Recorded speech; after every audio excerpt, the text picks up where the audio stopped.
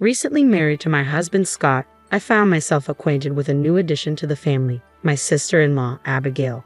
Yet, amidst the honeymoon glow, a strange call from her interrupted the tranquility.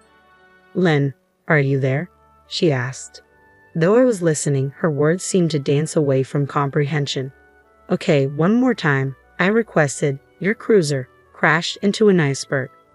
"Yep, that's the gist," Abigail confirmed, her tone teasingly light. Perplexed, I attempted to untangle this bizarre tale. Firstly, I didn't own a cruiser. Secondly, what iceberg? We resided in Los Angeles, a far cry from Arctic or Antarctic waters. Abigail, bless her unconventional soul, often found herself in peculiar situations. Was she confused or merely pulling my leg? I'm still not following. Care to elaborate? I inquired, a hint of exasperation seeping into my voice.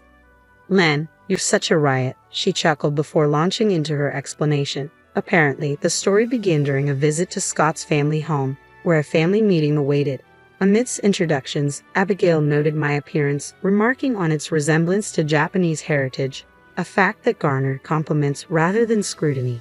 Relief washed over me, replaced by gratitude for the acceptance I feared I might not receive.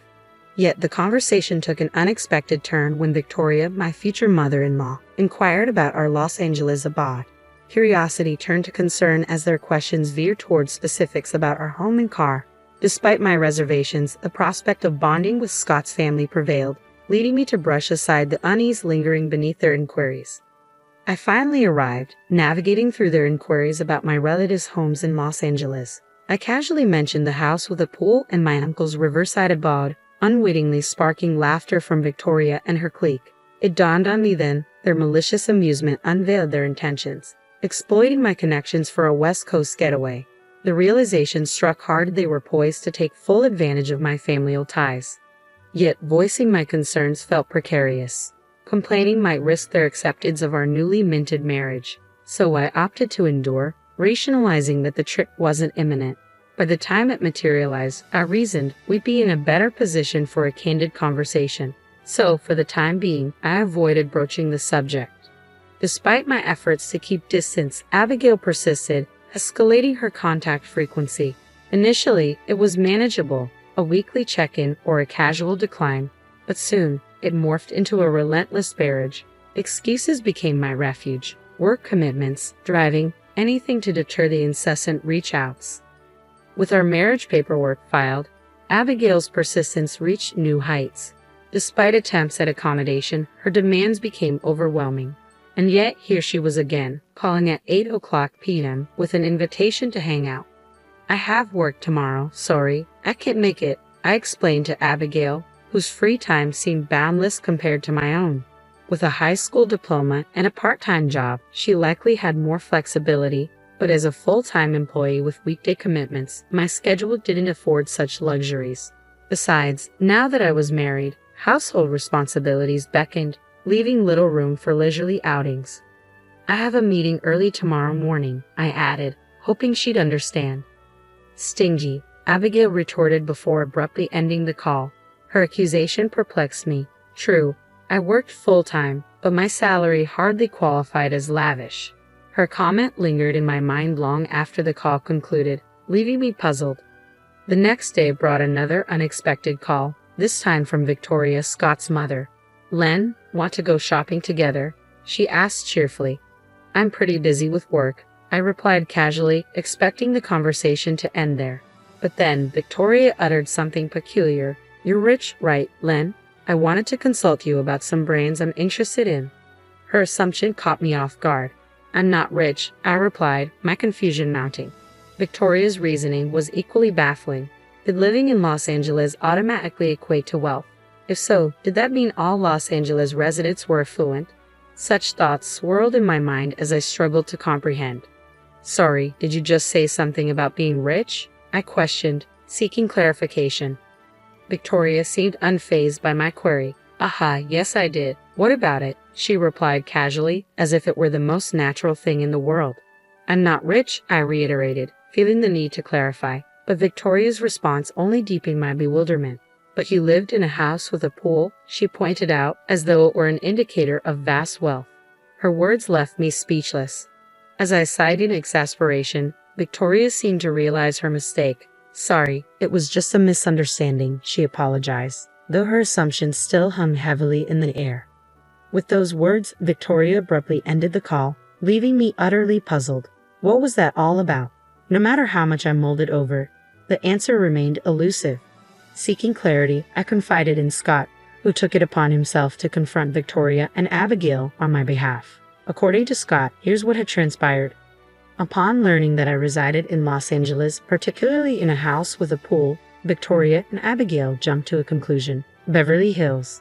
In their minds, Beverly Hills equated to wealth, and by extension, so did I.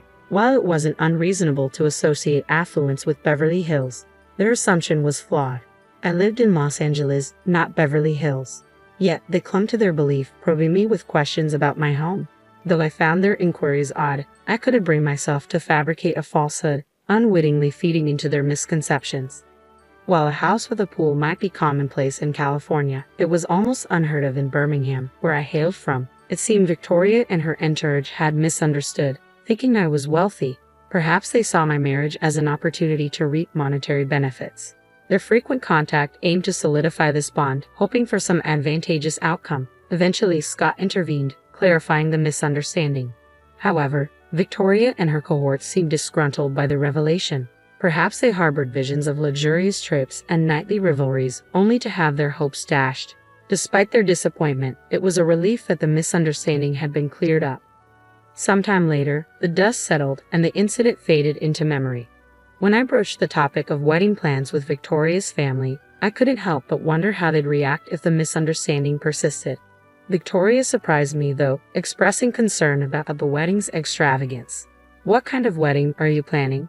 You're not going for something too extravagant, right?" she asked, her tone cautious. Agreeing with her sentiment, I suggested a small, intimate affair with only close family, a notion she seemed to appreciate.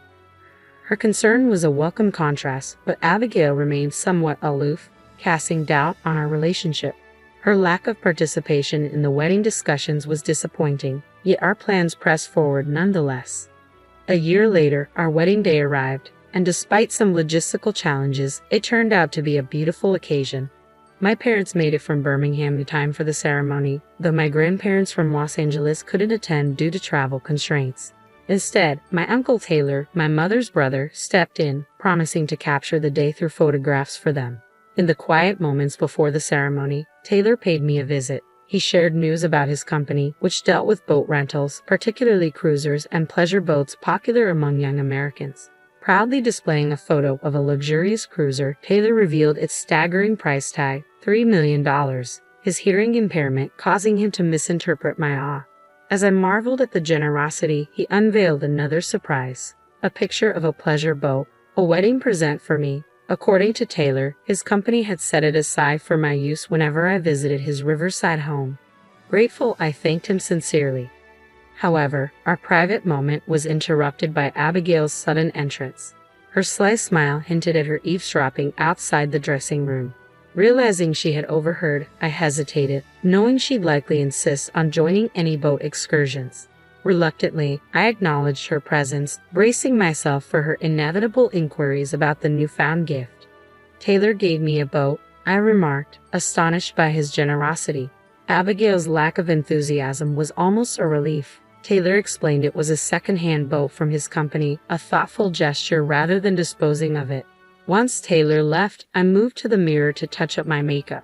Catching Abigail studying the photo Taylor brought, I couldn't help but wonder if her disinterest was genuine. However, she vanished soon after, leaving me to ponder her motives.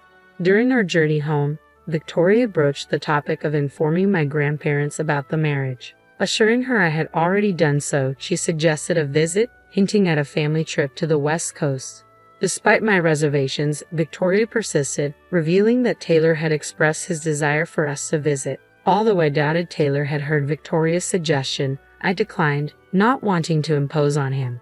Victoria's sudden change of demeanor, expressing concern for my grandparents, made it hard to refuse. Eventually, pushed by Victoria's persistence, we agreed to combine the trip with our honeymoon. Despite my initial reluctance, I found myself looking forward to reuniting with my grandparents and exploring the West Coast. With a positive mindset, I embraced the upcoming adventure, determined to make the most of it. Several months after the wedding, we embarked on our journey to the West Coast, utilizing our summer vacation for the trip. When I explained the situation to Taylor, he readily agreed to host us. So, with Scott, Victoria, Abigail, and myself, we headed to Taylor's house in Los Angeles. Unfortunately, my father-in-law couldn't join us due to work commitments. Nevertheless, it marked our first family trip since tying the knot, and I was eager to use this opportunity to strengthen our bonds. Upon arrival, we spent the day joyfully reuniting with my grandparents and introducing Scott to them. I also introduced Victoria and Abigail, and we all enjoyed a family gathering. Abigail's natural cheerfulness quickly endeared her to Taylor's family, and even Victoria seemed to be having a good time. It felt like we were taking a step closer to becoming a real family. The following day, my brother Kevin, who lived alone in San Francisco, came to visit. As we conversed, I realized Victoria and Abigail were nowhere to be found. Scott, who was helping my aunt, hadn't seen them either. Just as I began to worry, I received a call from Abigail. "Hey, Len," she exclaimed, bursting into laughter. "Where are you?" I asked, puzzled by her joviality. "It's a secret," she teased. "I just wanted to tell you something." "What?" I prompted, my curiosity piqued. "Your cruiser," she began mischievously. "I deliberately crashed it into an iceberg and sank it," Abigail confessed with uproarious laughter over the phone. That was the extent of her explanation. Trying to piece it together, I recalled something from the wedding day. Taylor had gifted me a pleasure boat. Abigail, eavesdropping on our conversation, might have mistaken it for the cruiser she mentioned. "Wait, if it's my boat, it's at my house," I clarified, recalling the pleasure boat at Taylor's.